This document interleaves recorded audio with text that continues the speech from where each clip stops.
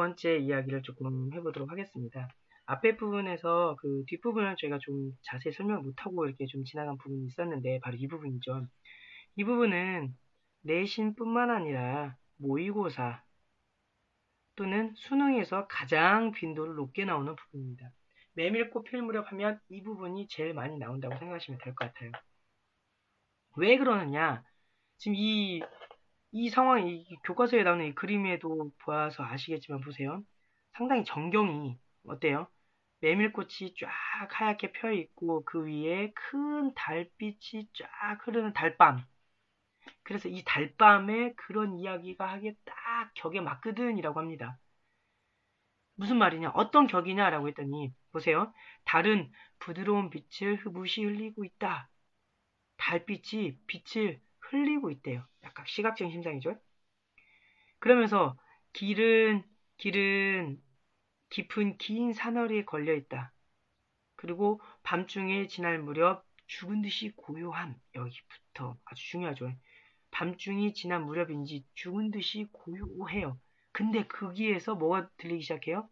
짐승 같은 달의 숨소리가 들린다 그러죠. 짐승 같은 달의 숨소리. 달을 보기 때문에 일단 달은 뭐예요? 이 달 자체는 시각이죠. 시각적 심상이죠. 근데 이 시각을 숨소리 하는 이런 숨소리 있죠. 짐승 같은 숨소리를 드러낸다는 얘기죠. 이걸 통해서 청각으로 바꿔버리죠. 그래서 공감각적 이미지를 어떻게 옵니까? 끌고 오죠. 이거를 시각의 청각화라고 합니다. 이해하셨나요? 그 밑에도 그렇습니다. 보세요.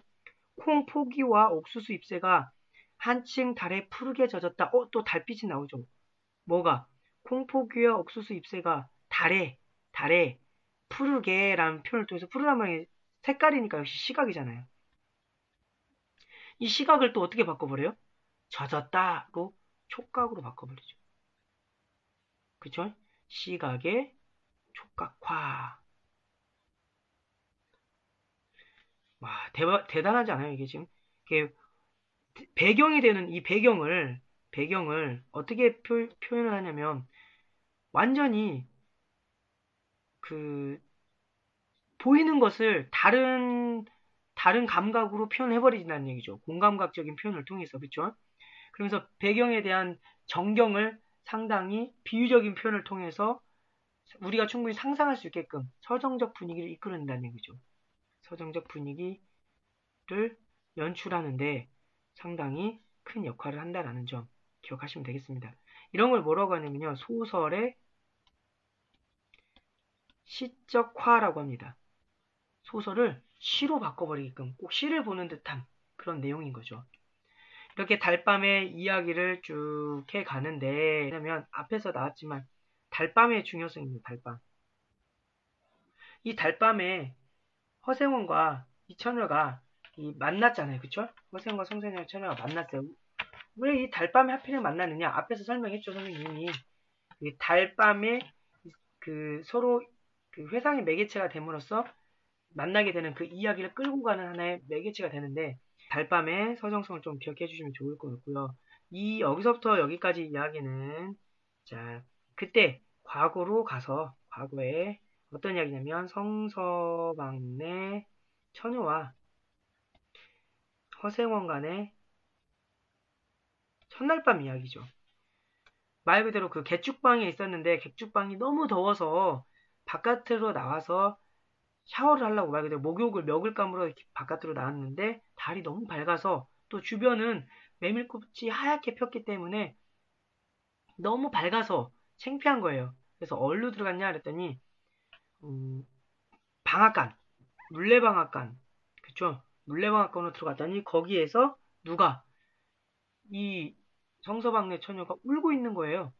그래서 울고 있는 그 성서방네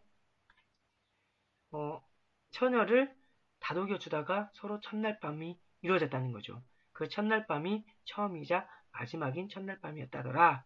그리고 그 다음날 성서방네 처녀가 그 제처는 그 봉평이죠, 여기서는. 봉평을 떠났다는 이야기라는 거죠. 이해하셨나요? 근데 중요한 건 이 이야기를 할 때 이제 여기서 또 중요한 요소가 또 볼 수가 있습니다. 이 이야기를 할 때 좁은 산길로 좁은 산길을 들어섰다고 했거든요. 현재 이 좁은 산길을 이렇게 걸어가는데 좁은 산길이다 보니까 이 세 사람이 나란히 걷습니다. 맨 앞에 허생원이 걷고요. 그 다음에 조선달이 걷고요. 그 다음에 동의가 걸어요. 근데 중요한 건 조선달과 허생원이 이야기하는 누구? 성서박내 이야기, 성서박내 처녀와의 이야기. 그 인연에 대한 이야기를 하는데 동의가 이걸 못 들어요. 둘이서만 이야기하는 내용을 동의가 저만치 따라오면서 못 듣게 되는 거죠. 그러면서 좀 재밌는 구절, 행렬을 통해서 이렇게 재밌는 구절을 만들어 놓습니다. 그러면서 뒤로 넘어오면서 절정 부분에서 산길로 벗어나서 어떤 일이 벌어지냐? 큰 길로 변하게 되죠. 큰 길. 큰 길로 넘어가면서부터는 이렇게 이쪽 방향으로 가는데 나란히 걷기 시작하죠. 동의를 여기에 두고 허생원을 여기다 두고 조선달을 여기다 둡니다. 그러다 보니까 전부 다 이야기를 나눌 수 있게 됐겠죠. 그러면서 동의가 어떤 이야기를 하냐? 동의의 성장에 대한 이야기를 합니다. 어렸을 때 어머니가 제천에서 자기를 낳았는데 달이 아직 차지 않았다. 제천촌에서 달이 차지 않은 아이를 낳았다. 그래서 집을 쫓겨났다. 그래서 어떤 집을, 그러니까 말 그대로 이제 의붓 아버지를 얻었겠죠. 의붓 아버지를 얻어서 살았는데 그 의붓 아버지가 자꾸 때리고 술만 먹고만 때리고 어릴 때부터 때리고 칼부림을 하다 보니까 도저히 못 참고 어린 나이에 18 나이에 뛰쳐났다고 합니다. 그죠? 그런 성장에 대한 이야기를 해줌으로써 허생원과 동의와 조선달이 다 듣게 되죠. 그러고 나서 쭉 내려오면서 아버지가 없었다는 얘기 들으면서 또 그런 내용이 또 나오기 시작하죠. 그래서 의부가 술장수를 했는데 술이 너무 많이 났다. 이런 얘기들. 이게 지금 동의의 성장 내력이죠. 그러면서 이제 뭐가 나오냐면 개울가가 나옵니다. 개울가. 개울가. 이 개울이 나오면서 또 어떤 형태가 되느냐. 행렬이. 조선달이 개울을 먼저 건너기 시작합니다. 조선달. 앞서고요. 동의하고 허생원이 같이 가요.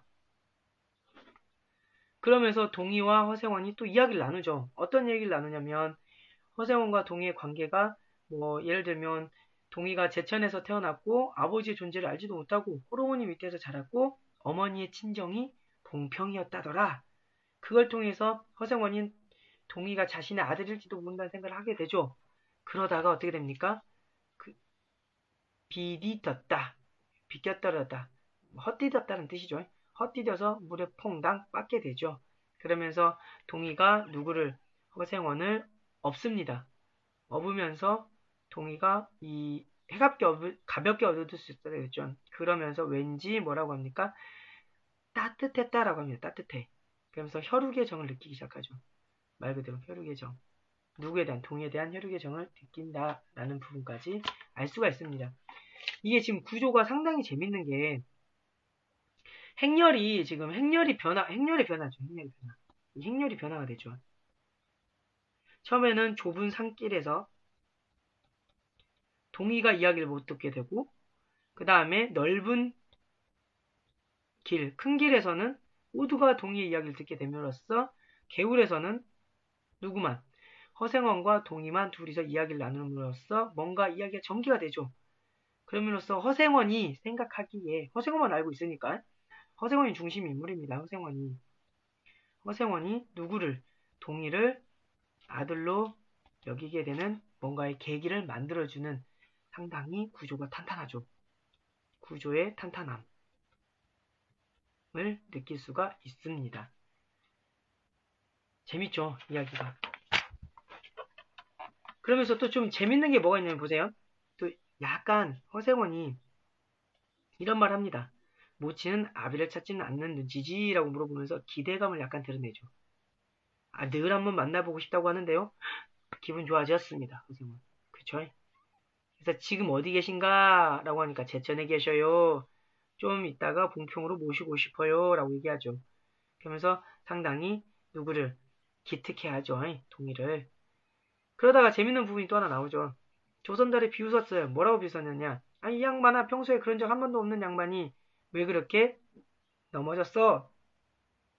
라고 말을 하지만 이제 뭐라고 핑계를 대느냐. 핑계를 댑니다. 여기다가. 어떤 핑계를 대냐면 나귀가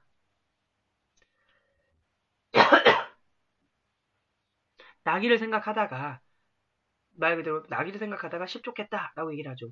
나귀. 그래갖고 한다는 말이 새끼를 얻었다 그러죠. 새끼.